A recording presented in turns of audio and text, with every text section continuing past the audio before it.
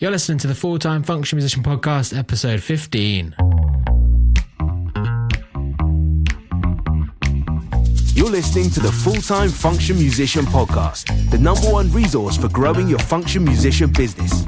If you're a solo wedding singer, part of a 12-piece luxury show band, or anything in between, and want to learn from other successful musicians, you're in the right place.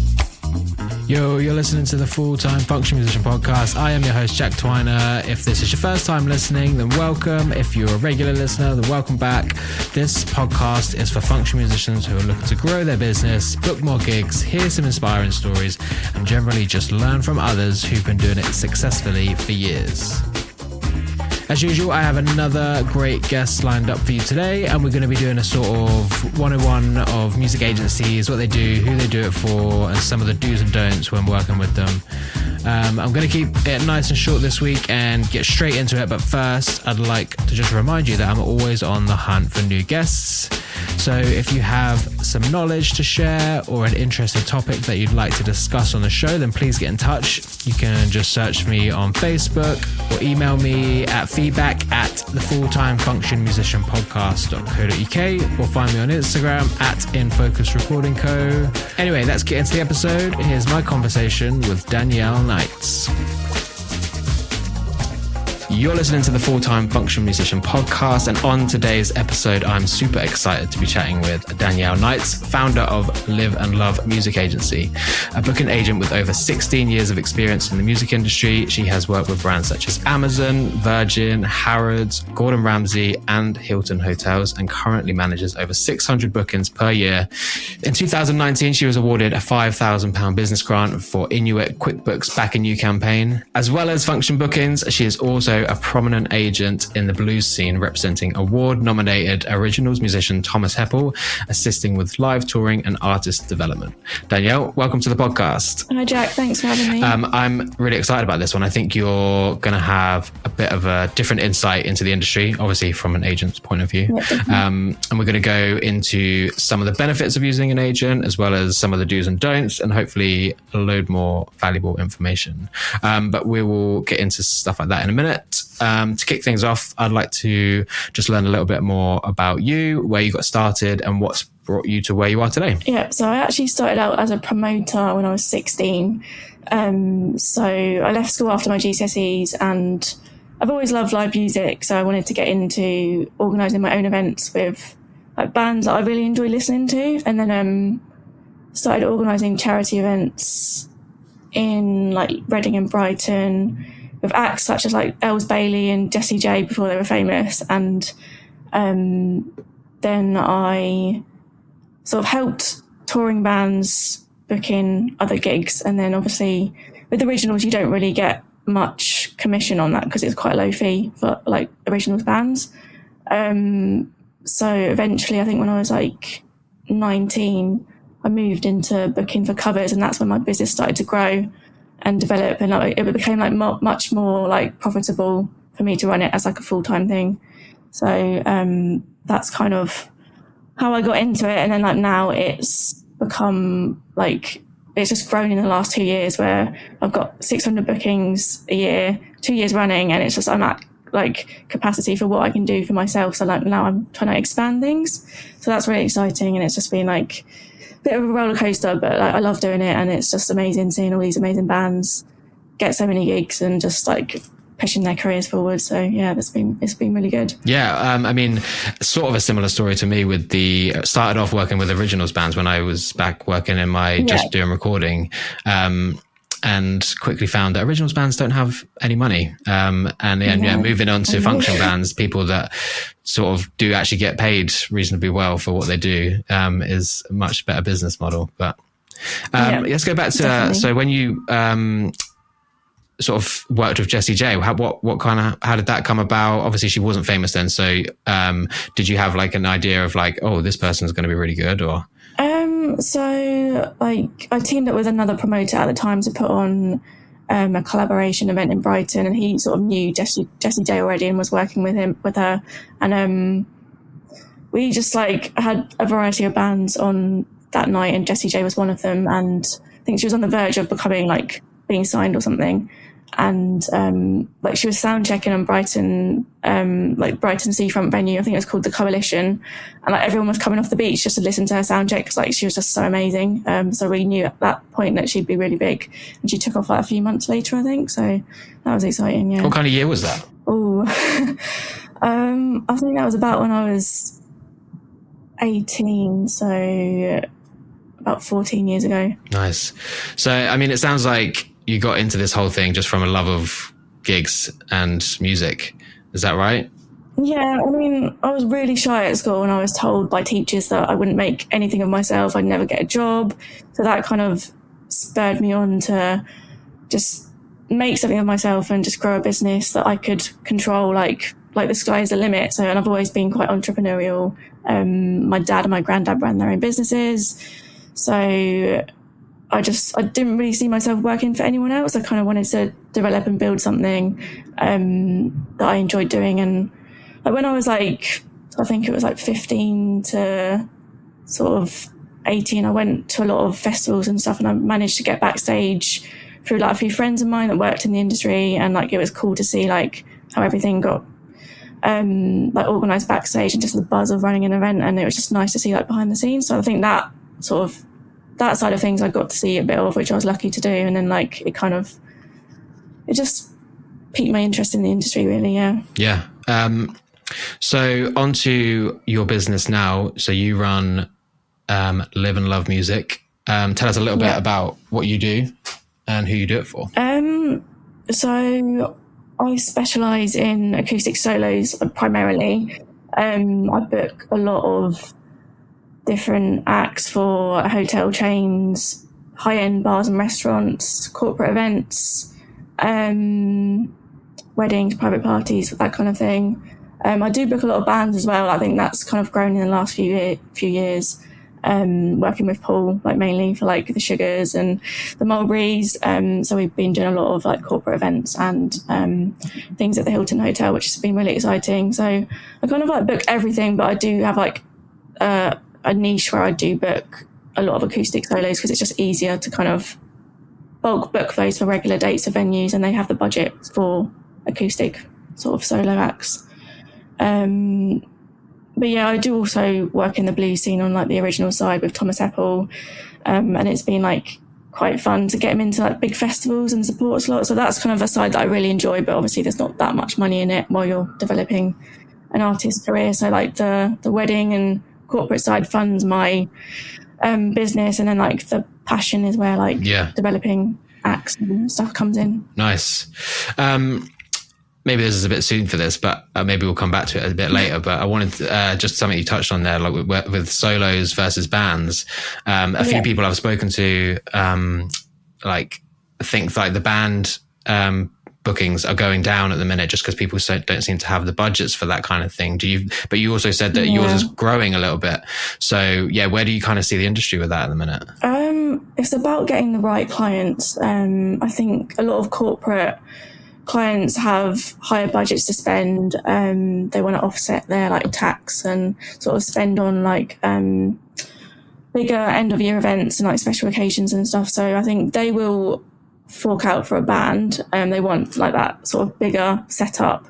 So it's about like finding the right agencies that can provide those contacts and connect you with those clients. And also like for weddings, people do spend a lot of money on, it's the biggest occasion of their life. So they're quite happy to spend on a band, whether it's like £2,000, £3,000, if they want like something sort of special for their evening event. So it just really depends on the client, and it's just making sure you've got the right clients to fit the right bands on your roster, really. Yeah, awesome. So let's go like back to basics a little bit now, because I don't like to assume that everyone kind of has. I'm sure most people know what an agent is and what they do, but just give us sort of like a brief basics on agencies, what they do, who they do it for, that kind of thing. So an agent is a professional supplier of live music acts. So they approach clients, or clients approach them to provide entertainment for a special occasion or their venue. And basically my job is to match the best act for that event. So I offer a bit of a consultation service where I discuss the client's needs, what they're looking for, and recommend the best act for their event. And obviously I act as the go-between the client and the artist. So I do all the negotiations on fees. I arrange the contracts, just make sure that the artist is well looked after, the client's getting what they need from the event. And basically just like sort of the admin side of bringing the two parties together to make sure there's a successful event. So taking a lot of the stress away from the artist, basically, it sounds like. Yeah, I mean, they're always like traveling to gigs and like practicing. They don't have a lot of time to do all the admin stuff as well. It is quite a big job when you're booked out like 5 times a week, for example. So yeah, absolutely. So let's go into some of the benefits of using an agent then, because I feel like agents get a bit of a hard time sometimes. And I mean, I'm sure there are some bad ones out there that do take advantage of people. But let's go into some of the benefits of using an agent versus just doing it yourself. Yeah, I think for musicians, if you just want a regular stream of work and you don't have to go out there and look for it yourself, then an agency is really good for that. They've got a lot of client connections that they've built up over the years. They know which venues you'd suit well. And also a lot of agents, like this is what I do, I have exclusive contracts with certain venues, so I supply all their music. So the only way to get into that venue is with an agency, because a lot of like hotel chains, they want to work with one central supplier that knows like all that right acts for their venue, like who's going to be professional, reliable, who's going to turn up on time, do the best job. So that's the benefit for like, well, musicians and clients, but just like a regular stream of work for the musicians at decent venues that are going to look after the acts. And also with an agency, you get contract protection. So obviously if a client cancels, then you get that legal protection where they've got a signed contract from the client saying that the fees will be due at a certain point, like if they breach the contract, for example. So a lot of musicians don't really put in contracts when they book their own things. So that's like an extra level of protection that the artist doesn't have to worry about. Yeah, again, taking away loads of stress. Do you think artists should sign up with loads of agents or kind of just stick with one? And also, should they be using like a combination of looking for their own gigs and using agents as well? Completely depends on like how much time they have and how many gigs they want. If they're a full-time musician, then it makes sense, or full-time covers musician, it makes sense for them to like sign up with several agents and get different bookings from different agents to fill the diary like as much as possible. I do have certain acts that I work with like relatively like exclusively, so they might only use me as an agent and then they book their own stuff, which is fine because they can top up the gigs like when it's quite like a quiet time. So it just kind of depends on what the artist needs and like how many gigs they're looking to fill. I do provide acts, like some of my acts get about 3 or 4 bookings a week in the summer from me. So it kind of depends on like how successful they are in my agency. And then I do have other acts that just get like 1 or 2 a month. So it just depends on various factors really. But yeah. Is that because of what they want, or as in like they just don't want as many gigs? Depends on like their availability. It also depends on like, if they do charge a lot, then it's going to reduce the number of like bookings that I can get them for. Like they're not going to be suitable for like bars and pubs, for example. And also it depends on how reliable they are, how easy they are to work with, like how loyal they are as well. If an artist kind of tries to steal one of my venues, then immediately for me that's a red flag and they get moved to the bottom of the sort of pecking. So that's sort of like removing the middleman in a sense and just going straight to the venue and being like, you can just pay me directly. Yeah, like I can't work with artists like that because it just ruins the trust completely. And I've had to let go people from my books because of that issue. Like if you can't work together, then you know they obviously can't work with an agent, so they need to book their own gigs if they're going to do that. So, and I think that is a good, like, if you want to be completely busy and if you are a full-time musician, is like using all the available means to do that, and that is using agents and going out and finding your own gigs as well. Yeah. But do you have any advice for like fees and what people should be charging? It depends on a number of factors, really. It depends on the type of client, the day of the week. If it's a regular booking, like if it's a regular slot, then you might want to reduce your fees a bit to get a regular booking, like once a week or once a month sort of thing. Obviously, like Friday and Saturdays, generally artists would charge a bit more. And if they're doing weddings, then that's going to be sort of peak rates. Also, if they're starting out in the industry and they don't have that many bookings, then it makes sense to start off a bit lower, and then as you get busier, you can increase your rates, like due to demand. So it just varies on a lot of factors, and I try and guide my musicians as much as possible on fees and budgets if I can. But at the end of the day, it's kind of what they're happy with, and I try and pitch them at what they're happy with. Is there any other benefits that we haven't covered? Yeah, so if an artist is ill and they need cover for that gig, then I can immediately like ask around all my acts and see who's free. So usually I can fill a slot within like 5-10 minutes if it's not too last minute.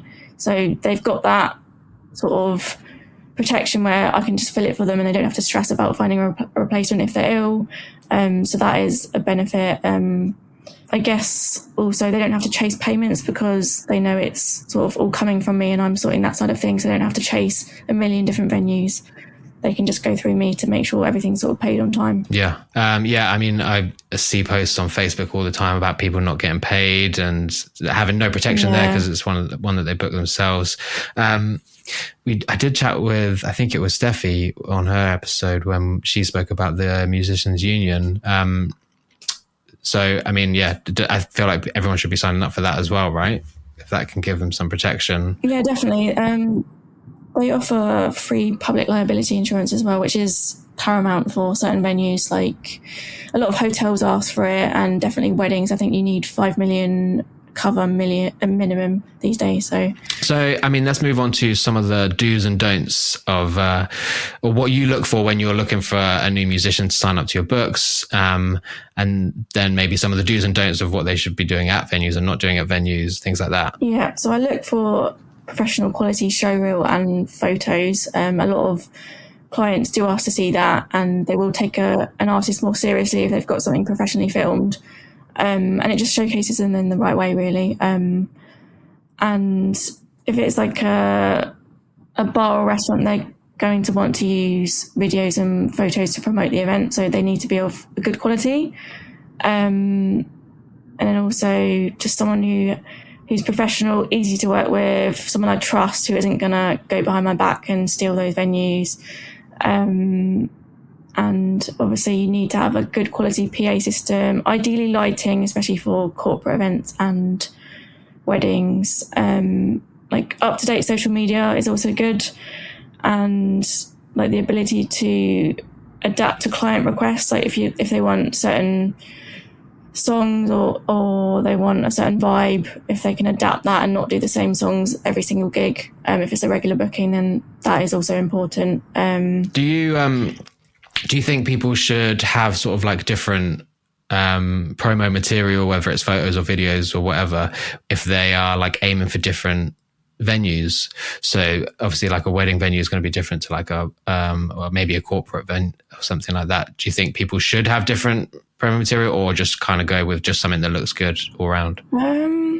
It depends on the type of act. I mean, like if it's a jazz band, you know that they're going to be automatically pitched for like the high-end venues, the weddings, the corporate events. So one showreel might be fine for that, unless they're going for, obviously, like I know bands that have done Christmas showreels and like specific kind of showreels for certain things, which is also good. But to start off with, like one main showreel is good, and then if you find you need more content, then you can build upon that, like due to the requests that you get and stuff. But I do think like wedding showreels should be slightly different to obviously like bars and pubs. And you want to make sure you're dressed properly to suit like a wedding showreel. I've had like artists that like who are incredible and they're dressed in like tracksuits for a wedding showreel, and like the brides just say to me, please make sure this artist doesn't come wearing like a cap and tracksuit and stuff, and it's literally just in the show reel, but they don't turn up like that. So it just has to be presented in the right way. Yeah. Do you think there's anything else that people need apart from like photos and videos that anyone's ever asked for? Because I know EPKs, electronic press kits, used to be a big thing back in the day. I don't know if they're still relevant these days or not, but even in this sort of industry. EPKs are more for originals acts, so I do get asked for those sort of things on like the blues scene and when I book festivals and like blues clubs. But I think for covers musicians, like song lists, set lists are good. Reviews are also good. Like if it's a wedding couple, they want to see reviews. Can't think of anything else off the top of my head.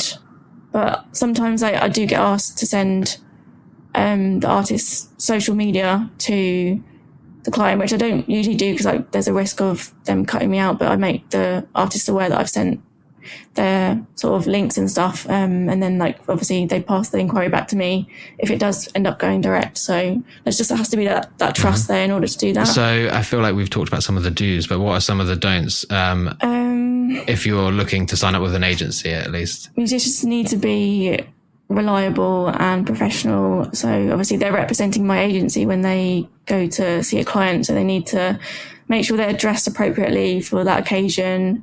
Turn up with all the right equipment, get there on time, which is really important. Like sometimes I get clients call me in a panic because like 15 minutes before they're due to start, they haven't turned up. And even if it takes like 10 minutes for a musician to set up, they should be there an hour early, really, just to make sure like the client is not going to worry and like to leave time for travel and traffic.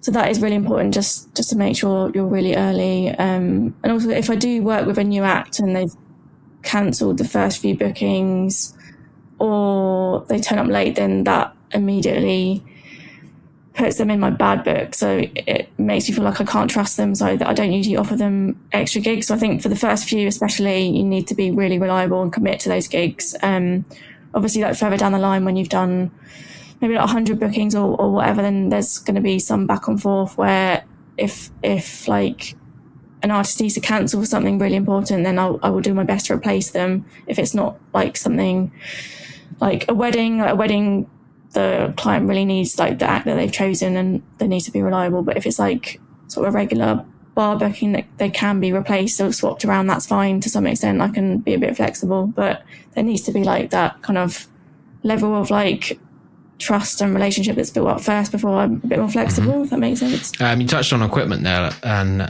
earlier a little bit as well, but do you think, is it essential for musicians to have like their own PA and lighting and stuff, or can you kind of get by without?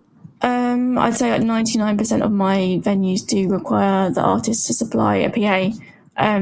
So it is really important. I do have a couple of bars that don't need the musician to supply anything, but like that is quite rare. A lot of musicians don't have their own lighting. Some do, like if they're doing weddings and stuff. Like if they're doing weddings and corporate events, it is really important to go that extra mile and make sure everything's like set up like visually as well as like audio wise. But just a decent quality PA system to match the size of the room is important. Is this for solos and bands as well? Yeah, like bands are generally a bit more equipped. They've got like most of them have their own lighting and PA, or even bring a sound engineer. But with solos, a lot of them do cut corners on occasion, so they might use like a busking amp instead of a full PA. But I do request like full PA is provided. If it's a decent quality venue, they should be getting that full level of service. So lighting does depend on the venue. They don't always need it, but if it's a corporate event or wedding, it is important to provide that. Yeah. Okay. So let's talk about your business, Live and Love Music. Obviously you mainly work with function musicians, but you did mention that you also work with some original artists as well. Could you tell us a little bit more about that? Yeah, so I really enjoy working with originals artists. I'm working with a few blues acts at the moment. I started working with Thomas Heppel about 2 years ago. He did like an audition day for my agency, and like from there we started working together. I had a random inquiry from a client in Derby looking for a jazz blues act to support Anton Dubek. So I immediately thought of Thomas and I put him forward for that. And I think it turned out to be one of his biggest gigs at the time, with like 500 people singing along. So that like blew him away. And from there, we just kind of built up a working relationship where I managed to get him into various festivals, support slots. Like he was only doing like open mics and pubs about 2 years ago. So I built him up to quite a high level quite quickly, which is really exciting. And he's been nominated for a Blues Award this year, Best Emerging Artist of the Year. So he's shortlisted into the top 5 of that, which is really amazing. So like I do see myself moving in towards the originals direction again. It's something I'm really passionate about, but obviously there's not a lot of money in it as you're growing an up and coming artist. So my function and covers agency will continue like running and growing as it is, but it'll be at the point where I'll be building a team and automating a lot of systems to kind of increase the capacity of that and ensure that enough money is coming in to fund everything. But while I focus on like the projects I'm passionate about, which is obviously developing the original acts. So that's kind of where I see things going. But yeah. Does Thomas also do like function gigs for you as well? He does. He does a lot of original material in those function gigs, but so he does like a lot of restaurants and pubs and bars that want sort of a jazzy bluesy act. So he'll fit in jazz and blues covers like mixed in with his own originals. So it's a bit of a mix there, but the clients are quite happy with that. So he does sort of do like those sort of events as well as like his touring and festivals. So it fits in quite well. Do you think that's quite a normal thing for original artists to be mixing in some of their original stuff into like function gigs? Yeah, definitely. I mean, I know. Or does it depend on the style of music and stuff? It depends on the artist. I know quite a few big blues acts on the scene that still do functions and like New Year's Eve gigs, and they perform in wedding bands. So they do that on the side, obviously, to keep their income up while they're developing their career in the original scene. So I think it is quite common for session musicians to kind of be in both scenes, the originals and the function stuff. Cool. So what's next for Live and Love Music, or what's coming up? Anything exciting? So we're actually developing a new business, which will be an add-on service to Live and Love Music. It's going to be called What's On Guru, which is an events listing platform, like a What's On platform for Berkshire and beyond, where venues can list their up-and-coming events for live music, comedy, like family type events, like basically anything that people want to go to in one place that people can access and find out what's going on a certain date or certain area.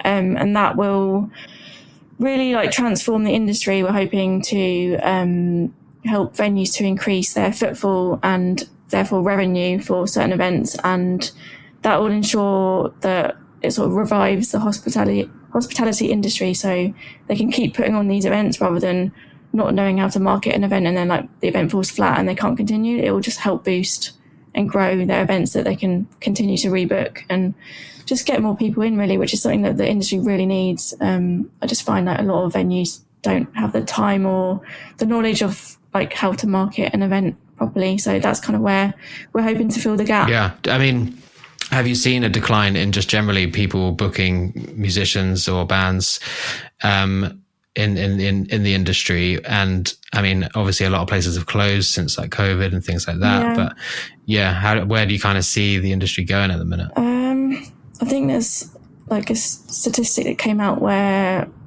one venue is closing every week in the UK just due to cost of living and like since the pandemic. So that's just mad. So I think a lot of venues are struggling, and like the budgets have been getting lower, but I think it's about pushing the bands for the corporate events and the weddings and stuff rather than the venues. Just matching the right act for the right venue to ensure they've got the right budget. But I think a lot of venues are cutting dates or cutting budgets, but also they don't really know how to market the event. So I think if they get a bit of extra knowledge on that, I think it's something that can grow back. Like people do want to still go out and party and experience live music. So I think there is like there's always that need there, but it will just take a while to get back on everyone's feet, like from the pandemic, really. Yeah, I mean, and your business has been growing, so there's definitely work out there, right? Yeah, definitely. Just a lot of venues block book dates, which is quite useful for me. So I've had 600 bookings per year for 2 years running, which is just mad. Nice. So I'm already on 200, and it's the end of February, so like for this year. So probably set to reach about 1,000 this year, I reckon. Yeah. There are so many agents out there, right? I mean, I see there's all over the country, different styles or whatever. But how do you manage to stand out in that crowd as well? It's about being really selective with the artists that I work with. So that's ensured me to keep hold of the clients that I have. And they often like come back to me to rebook, or they recommend me to other venues in their chain, or even like I've had hotels recommend me to their competitors. Like, it's mad. I've just had like so many like word of mouth bookings, so I do get a lot of work that way. So I think it's about providing a really professional and reliable service, staying organised and on top of everything, making sure the artists turn up on time, like regularly checking in with both the artist and the venue, and just like resolving any issues like cancellations like as quickly and as like easily as possible. And it's about like just thinking about what your competitors aren't doing and just like trying to fill the gaps that what they aren't doing, and then just reaching out to places that other people haven't sort of targeted. That's kind of what I tend to do anyway. Yeah, and like musicians can take away that, any business can take away from that, is that because we're all freelance business owners basically, and that's kind of all the things that we need to be doing to try and push our businesses forward. Think outside the box, use all of as you said, use all the available methods to get work, and that is using agents, that's using social media, that's having a website. All of these things add up. It's about networking as well. Like, if you can help someone out, then they're going to be more inclined to help you out as well. So a lot of musicians do gig swaps. Like, I've got a duo that if they can't do a wedding because they're already booked, then they'll give the client to me, and I'll book on a similar duo, and then I'll just give them a little bit of commission for like that hookup, which is quite good. Oh, nice. So if people wanted to connect with you or find out more about you, or maybe even attempt to sign up with your agency, where would you send them? So you can sign up on my agency at liveandlovemusic.com. Also on Facebook and Instagram as Live and Love Music UK. Nice.